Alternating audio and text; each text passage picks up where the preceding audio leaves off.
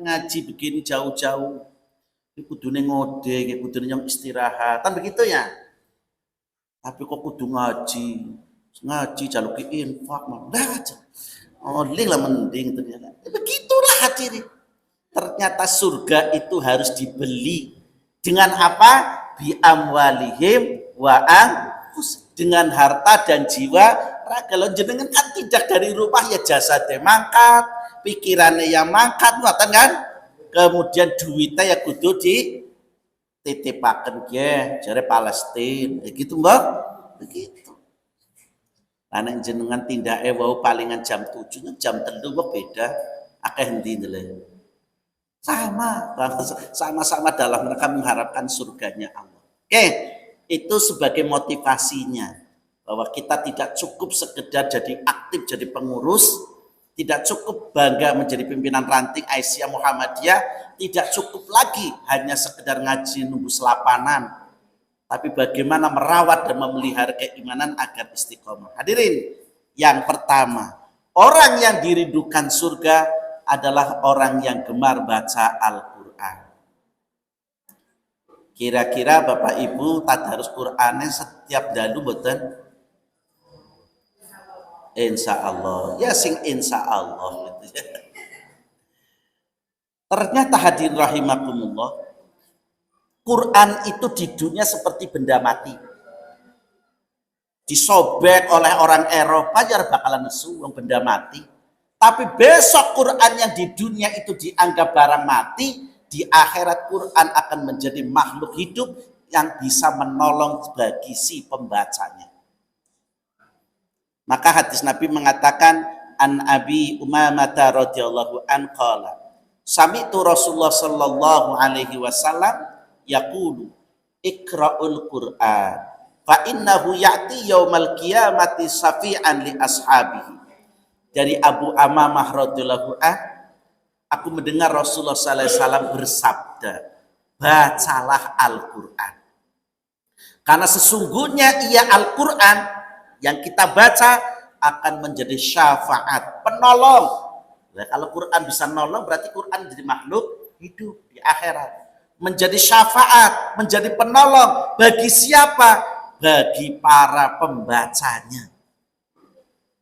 Bagi para pembacanya. Jadi kalau sekarang umpama nun sewu jenengan derek sakit maos Quran ingkang sampun panjenengan hafal diwaos terus, dihafal terus.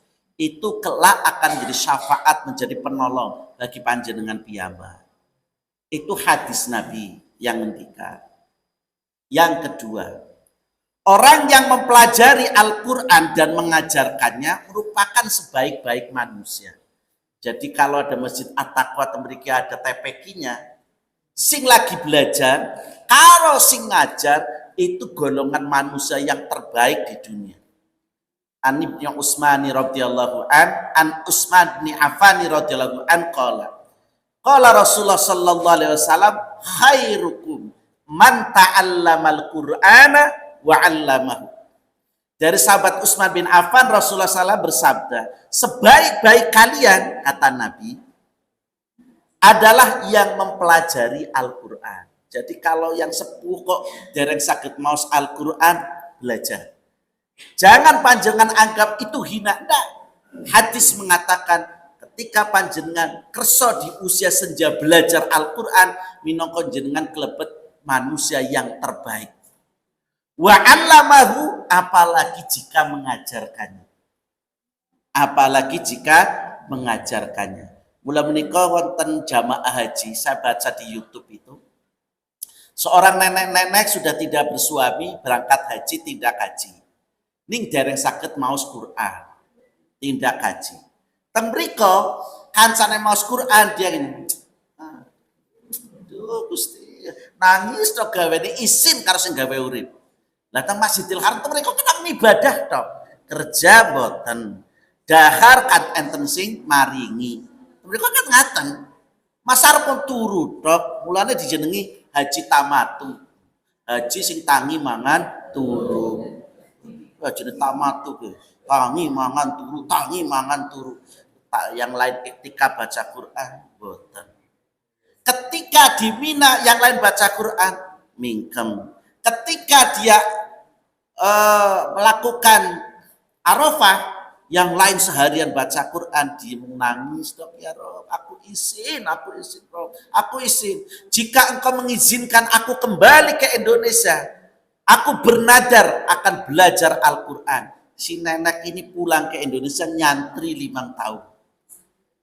Kerson jenengan nyantri, wong ngarepan Baitul Arqam masih mikir nyantri 5 tahun. Itu orang nyindir orang nabok. Si nenek nyantri 5 tahun. Dan Masya Allah karena kesungguhannya belajar Al-Quran dalam kurun waktu 5 tahun, si nenek ini jadi hafizah. Nenek. Masa sih jadi belajar di masa tua bagaikan mengukir di atas air. Berbeda dengan belajar Quran.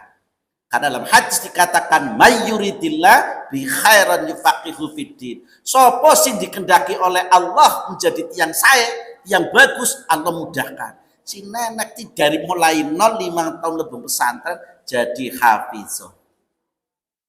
Inilah kehebatan Al-Quran. Mula menika mboten usah panjenengan riku isin nyokon belajar Iqra mboten apa-apa. Itu masuk manusia yang terbaik. Lah nek pun saged maos Quran, ngajari putra tan wayahipun, cucunipun jenengan termasuk manusia yang lebih baik lagi. Wa 'allamahu. Ini yang kedua. Ini masih poin 1 loh Pak. Jadi saya sudah matur, saya bicara 2 jam mumpung lagi nang Gumelar. Siap jenengan pinaradet. Siap kepripun sukune wis mulai selonjor kono. Potlong itu. Enggak gojekan Bu, gojekan. Anggere ngaji mulange serius jenengan ngaji ngomong-ngomongi bae gitu. Maksudnya ben karo guyonan, ben panjenengan saged menikmati kari ngaji kari guyon. Katanya mari kita menjadi warga Muhammadiyah yang menggembirakan. Kan begitu. Ya sing nyanding snack yang monggo disambi. Motor saya isin-isin. Wong kula tawit wau yang punan maringi sarapan. Tapi kita makin salut satekaken. Arepe mohon maaf kata Kiai Tafsir. Mohon maaf nih gojekan kata Kiai Tafsir. Saudara kita yang adik kita yang NU, kali Kiai ngormatine luar biasa, memuliakan. Kan? Salaman sun tangan, cium tangan, naik podium sholawatan. Itu sudah kebablasan lah cara memuliakannya. Tapi di Muhammadiyah ora bablas. Halo? Jadi orang NU memuliakan kiai ini kebablasan, di Muhammadiyah ora babar. Kiai ini mudun sekam motor. Ini ustadz iki njeng ulang ngaji kene ustadz. Boro-boro disambut, boro-boro mengkotat malah kisi nyambut sapalah tobat. Jan. Ini bukan saya minta dimuliakan tidak penting yang seperti itu. Artinya ya di tempat saudara kita itu sampai mohon maaf ya, saya ada kiai yang di Gedung Banteng itu kalau mau ngundang beliau dia sudah nawar dulu. Tolong siapkan susu. Yang mahir membaca Al-Quran kelak bersama para malaikat. Ya Allah. Padahal kita itu nggak dijejerakan malaikat ora patut-patuta. Kenapa? Akeh dosane. Mohon maaf. Wong di dalam kebaikan kayak gini saja sok enten dosa. Contoh, sing sebelah ngantuk. Ngaju ngantuk. Itu dosa kan? Itu di tengah kebaikan itu saja banyak dosa, apalagi di luar kebaikan seperti ini. Bayangkan malaikat tidak pernah sekalipun berbuat salah kepada Allah, dan malaikat tidak pernah sekalipun minta cuti barang 5 menit. Jenengan kan ngaji nunggu selapanan Bob, dan kadang anak kadang orang Bob, mau kadang belas kadang menit begitu. Malaikat itu tidak pernah minta Gusti, aku minta cuti barang 5 menit. Nggak ada. Bayangkan malaikat penjaga langit minta cuti 5 menit. Malaikat penjaga matahari minta cuti 5 menit. Malaikat penjaga bumi minta cuti 5 menit. Apa yang terjadi? Kiamat. Lah wae dhewe kan diminta ngaji sebulan sepisan benes mando mayonen mangkat ora ya. Anggere udan ya ora lah. Makanya gitu. Ya udan ya kayaknya ya panitia ya memaklumi lah kayaknya orangnya kebangetan. Malas dipai itu panitia itu. Jadi seolah-olah bukan kepentingan awake dhewe. Terus terang, besok saya Ahad yang akan datang, Sabtunya ke Lumbir, Sabtu jam 1 saya PHM di Cilongok, Ahad pagi di Wangon, ya. Ahad paginya di Wangon, jam 8 sudah ditunggu di Kalibagor. Itu kalau saya tidak karena malu dengan ayat tadi, surat Al-Imran, ya wegah Pak. Karena Pak harus bangun paling 2:30 harus sudah mandi. Ayat tadi 2:30 harus sudah mandi. Karena jam 3 harus sudah berangkat. Ada mikir-mikir, kisi digeleti apa ya gitu. Tapi karena tadi saya malu dengan ayat itu. Loh kok jaluk surga nanti min. Mulai ngaji kan malas-malasan ogah-ogahan. Terus terang ketika Pak Lendra suruh ke sini, nggak ada yang nganter, nggak ada yang mau. Pak Amin mau. Dia orang mikir. Andi kemang kata ya, di Bumi Ayu, coba lewat Patuh Gura. Nyuruh pernah lewat situ sekalipun loh Pak. Itu aja nekat fisabilillah. Nekat fisabilillah. Ya ternyata tekan. Jadi itu karena saya malu dengan ayat. Mari kita punya rasa malu dengan Allah gitu loh. Kalau kita memang sama-sama mengharapkan surganya Allah. Jadi dikatakan an Aisyah radhiyallahu anha qalat qala Rasulullah sallallahu alaihi wasallam alladzi yaqra'ul Qur'ana huwa mahirun bihi ma'a safaratil kiramil bararah muttafaqun alaih. Dari Aisyah radhiyallahu anha berkata bahwa Rasulullah SAW bersabda, orang yang membaca Al-Qur'an dan dia mahir membacanya, maka kelak bersama para malaikat yang mulia. Di hari kiamat nanti bareng kumpulnya dengan para malaikat. Kira-kira malaikat dihisab mboten? Yang mboten Pak, dihisab kepripun mboten nate salah. Emangnya kita malaikat, kalau kita mesti dihisab Pak. Dan nun sewu, nanti lain waktu belajar huru hara akhir zaman. Ini slide-nya itu sampai 53 slide. Materinya harus nyambung-menyambung. Itu sampai dicetak dalam hati di sana. Umur umatku, kata Nabi, umur umatnya Nabi Muhammad itu rata-rata 60 sampai dengan 70 tahun saja. Umur umat Nabi. Kenapa? Karena Nabi sendiri usianya 63 tahun. Berbeda Nabi Nuh, 950 tahun. Ibrahim 450 tahun. Dan Nyong Rika, kata Nabi, sekitar 60 sampai 70 tahun kayak mawon. Sangat jarang yang kata Nabi yang mencapai lebih dari itu. Haji Casma berapa usianya? 53. Jadi ngitung 10 tahun lagi. Jangan kayak gitu. Alah dia kenapa itu urusannya Gusti Allah. Dan mohon maaf tadi saya matur. Yang usianya panjang itu ibu-ibu. Kenapa? Karena ibu-ibu itu memang gemar bersilaturahmi. Bisa dibuktikan lagi, kenapa ibu usia lebih panjang? Coba kita survei kecil-kecil di lapangan masyarakat. Banyaknya janda apa duda? Lalu kita kok dijawab. Banyak janda apa duda? Bukti bahwasanya Bapak Elwi mati di Siti. Bapak-bapak begitu memang usianya pendek-pendek. Ibu-ibu usianya langkung panjang. Kenapa? Nabi mengatakan man ahabba Ayub satolahu fi rizkihi wa ayun sa'alahu fi asarihi falyasil rahimah. Siapa yang ingin dimurahkan rezeki dan dipanjangkan umurnya, maka bersilaturahmi. Hadis Nabi yang ngendika kok. Bukan saya. Masa kita mau nyalahkan Nabi? Dan faktanya kaum ibu kenapa usianya panjang? Sewu. Dharma wanita bagi yang pegawai lebet silaturahmi. PKK-an mangkat, dasawisma mangkat, arisan keluarga mangkat, taklim mangkat. Apa anak bapak-bapak pengajian taklim bapak-bapak mboten enten. Mengaji kayak gini saja mau kata ibu-ibu itu wujud karena gemar bersilaturahmi. Makanya apa? Ibu-ibu yang setia mendampingi putra-putrinya hingga dia tidak membangun rumah tangga kembali karena ditinggal mati suaminya, mohon maaf, para suami itu mencintai istri itu hanya sampai di atas kubur. Halo Bu? Percaya ya? Jadi mohon maaf, usah dipercaya anak suami dengan sungguh mah cintaku kepadamu seia sekata sehidup semati sampai prat gitu.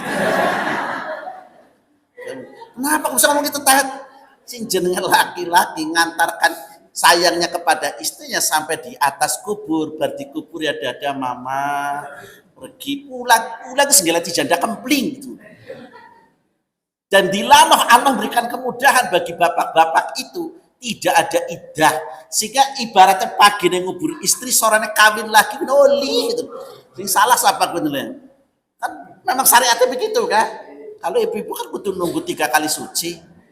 Mulanya nopo enten guyonan gojekan namanya anekdot ya. Ini diperhatikan. Seorang suami ditinggal mati istri. Pagi suami itu datang ke kuburnya bawa air botol, sirami. Sore datang lagi ke kuburnya bawa air sirami di atas kuburnya. Sampai setiap hari hingga hari ke-7. Lah orang-orang yang rumahnya dekat kubur itu memperhatikan. Wah, suami itu ya baik hati bener ya. Sangat setia itu ditinggal mati istrinya kok datangi terus.